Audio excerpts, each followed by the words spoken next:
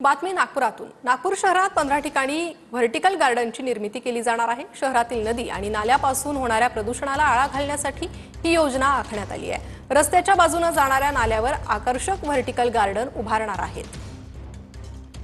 नागपूर शहरातील नदी नाल्यांपासून होणारे प्रदूषण आणि शहराच्या सौंदर्यीकरणाच्या दृष्टिकोनातून महानगरपालिकेने एक प्लान आखलेला आहे आणि त्या दृष्टिकोनातून शहराच्या वेगवेगळ्या भागांमध्ये अशा प्रकारची व्हर्टिकल गार्डन उभारण्याचं निश्चित केलेलं आहे। या व्हर्टिकल गार्डनच्या माध्यमातून वातावरण एक प्रसन्न दिसेल अशा प्रकारचा प्रयत्न केला जातो आहे, ज्यामुळे शहराच्या सौंदर्यीकरणात तर भर पडणारच आहे, मात्र त्यापासून प्रदूषण रोखण्यासाठी सुद्धा काहीशी मदत होणार असल्याचं सांगितलं जात आहे।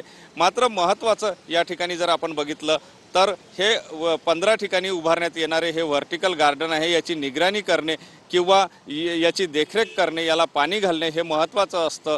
त्यामुळे याची निगराणी व्यवस्थितरित्या होईल का आणि हे गार्डन टिकेल का, अशा प्रकारचे प्रश्नसुद्धा या निमित्ताने उपस्थित होताना दिसून येत आहे।